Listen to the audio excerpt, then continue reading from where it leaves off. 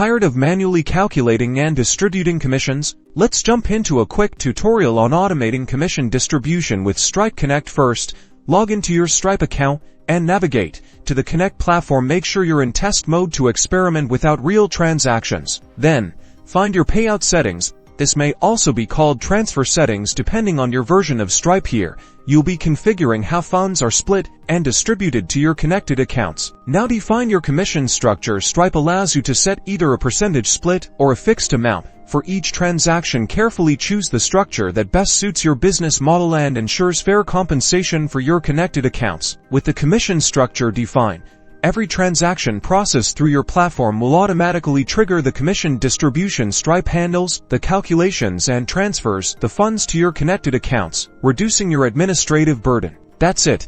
You've successfully configured Stripe Connect for automatic commission distribution, keeping both you and your partners happy.